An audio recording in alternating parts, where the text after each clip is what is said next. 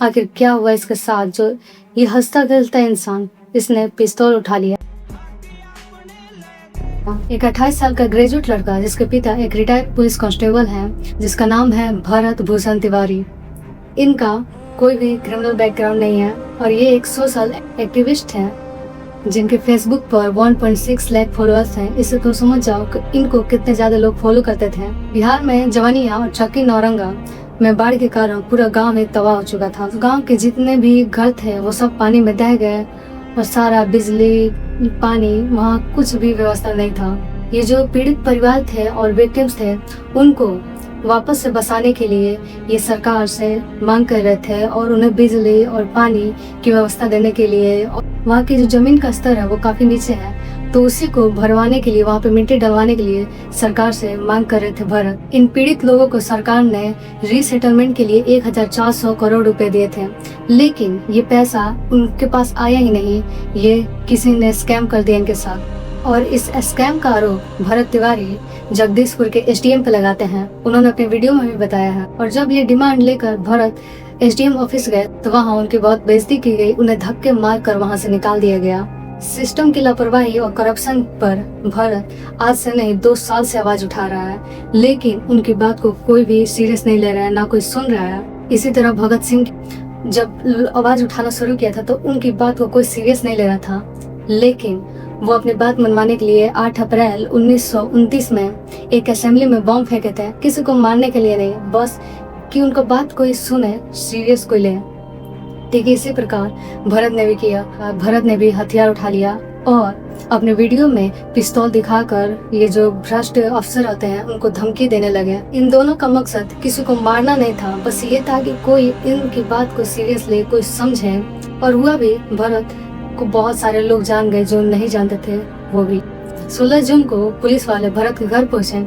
उनका कहना था कि किसी ने पुलिस से कंप्लेन किया है भरत के बारे में और वो इसी बात की जांच और पूछताछ के लिए उनके घर आए। और पुलिस वाले भरत से बहुत सारी बातें पूछते हैं, जैसे इन्होंने ये भी पूछा कि तुमने एसडीएम को टारगेट किया है अपने वीडियो में, और बहुत सारी बातें हैं। ये वीडियो आप देख सकते हैं। फिर भरत ने अपना पिस्तौल दिखाकर उन्हें धमकाया और यहाँ से जाने को कहा और पुलिस वाले यहाँ से चले गए। भरत दोपहर में एक वीडियो बनाता है जिसमें वो कहता है, वीडियो में बताता है कि मेरी जान को खतरा है और मुझे रास्ते से हटाया जा सकता है, तो मेरी आखिरी इच्छा ये है कि मेरी डेड बॉडी को डोनेट कर दिया जाए और मेरा जो मोबाइल है उसका फॉरेंसिक जांच हो, क्योंकि इसमें सिस्टम के करप्शन का प्रूफ है। फिर आधी रात को एसपी राज और पुलिस वाले उनके घर वापस आते हैं, सोचो रात में, और बोलते हैं कि केस क्लोज कर दबा दो, धमकाते हैं। लेकिन भरत जो छत पे सो रहा था वो अंधेरे में आने से मना करता है उनको और कहता है कि दिन में आना। पुलिस वाले चले गए। भगत सिंह को अंग्रेजों ने क्रिमिनल और टेररिस्ट कहा था, ठीक उसी प्रकार एसपी राज ने भरत तिवारी को मेंटली अनहेल्दी, मानसिक अस्वस्थ बताया और उसने ये डिक्लेयर कर दिया कि वो दिमागी अस्वस्थ है। अब दिन था 17 जून। सुबह ही सम्राट चौधरी का एक वीडियो आया जिसमें वो कहते हैं कि योगी आदित्यनाथ का जो इनकाउंटर मॉडल है वो बिहार में आएगा, और इसका बहुत सारे लोगों ने विरोध किया। इधर भरत तिवारी के घर सुबह लगभग 8 बजे जगदीशपुर एसडीपीओ राजेश कुमार शर्मा और एसएचओ राजेश मलाकर के साथ एसटीएफ और वहाँ के लोकल पुलिस बिल्कुल बुलेट प्रूफ जैकेट पहनकर आई थी उनके घर। पुलिस वालों ने वहाँ कोई भी बदतमीजी बहस नहीं किया, उन्होंने बस बोला, तुम जवेनिया गांव में जो बाढ़ में तबाह हुए लोग हैं उन्हें वापस बसाने की जो मांग कर रहे हो, चलो हमारे साथ उस जगह चलो और उस खेत पे चलो और दिखाओ वहाँ क्या दिक्कत है, हम तुम्हारी डिमांड पूरी करेंगे।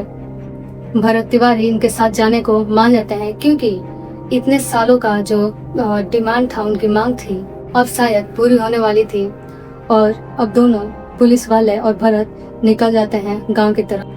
भरत तिवारी और पुलिस के पीछे भरत तिवारी की परिवार भी उनके साथ चल रही थी, लेकिन बीच में ही पुलिस वालों ने भरत तिवारी की पूरी फैमिली को वहां ही रोक दिया, उससे आगे नहीं जाने दिया। और आगे बस भरत तिवारी चल रहे थे, उसके पीछे पुलिस वालों की पूरी फोर्स थी और भरत तिवारी अकेला एक शेर था, वो था भरत तिवारी। खेत की जब कच्चे रास्तों पर भरत पहुंचता है तो वहां से वो फेसबुक लाइव करता है, वीडियो स्टार्ट करता है और पुलिस वाले उससे थोड़ी दूरी पे थे। वो वहां से उनसे पूछता है कि तुम हमारी मांगे पूरी करोगे या तो सीएम को बुलाओ, बिहार के सीएम को यहाँ बुलाओ, क्योंकि तुम्हारे बस की बात नहीं है। और पुलिस की जो पूरी टीम ये थी वो भरत को चारों ओर से घेर लेती है और बीच में सिर्फ भरत अकेला जो वीडियो शूट कर रहा है बता रहा है कि देखो ये सारे कैसे मुझे मारने के लिए चाहे जो भी हो सारे एकजुट हैं। तो पुलिस वालों का कहना होता है कि तुम ये पिस्तौल फेंक दो, हम तुम्हारी डिमांड पूरी करेंगे।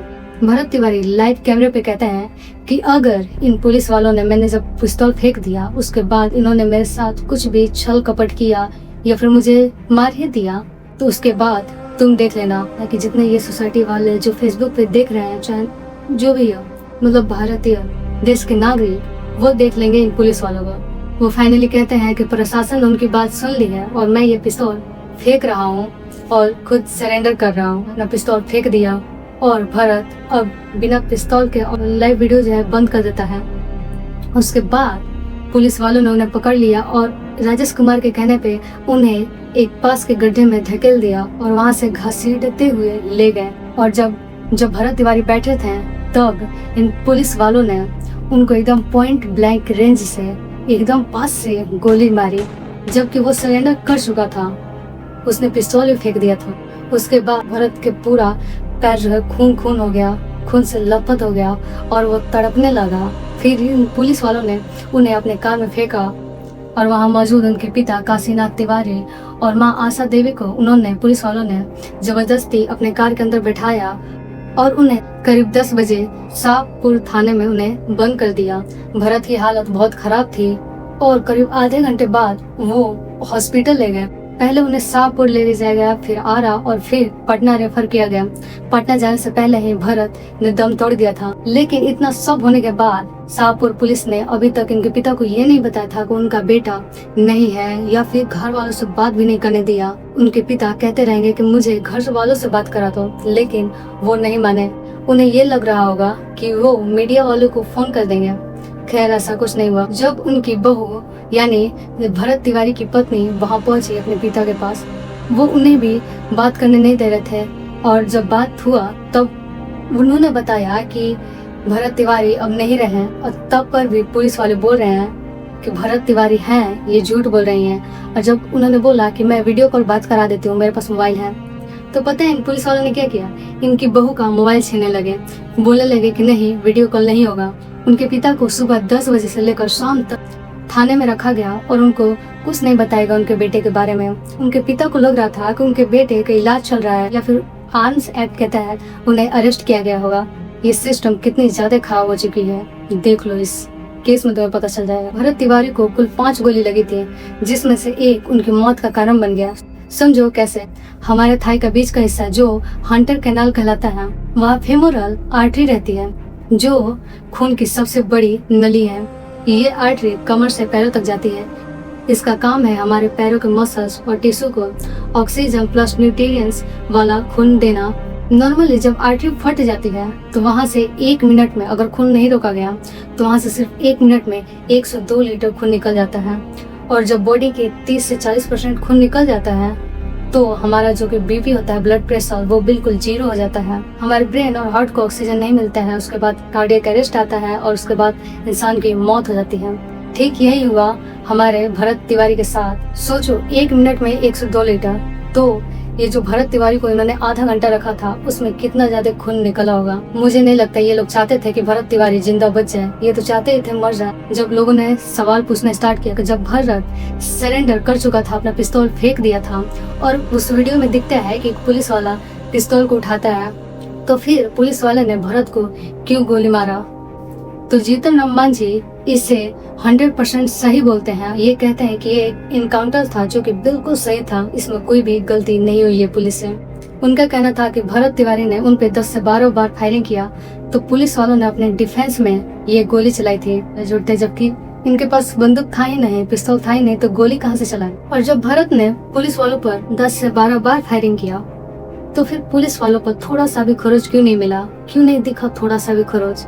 और जिस प्रकार भरत तिवारी को गोली लगी है वो साफ ये बताता है कि जो भरत तिवारी बैठ चुका था तो उन पे गोली मारी गई थी, ना कि खड़े होने पर और दौड़ने पे। यहाँ पे एक और सवाल ये उठता है कि जब एसपी राज ने उन्हें मेंटली अनहेल्दी बता दिया था, डिक्लेयर कर दिया था, तो ये तो नियम में है ही नहीं, लॉ में है ही नहीं, इंडियन लॉ में, कि एक मेंटल व्यक्ति को तुम इनकाउंटर कर दो। जब उसने सरेंडर कर दिया था तो तुम्हें उनका इलाज करवाना चाहिए था, ना कि उन्हें मार देना चाहिए था।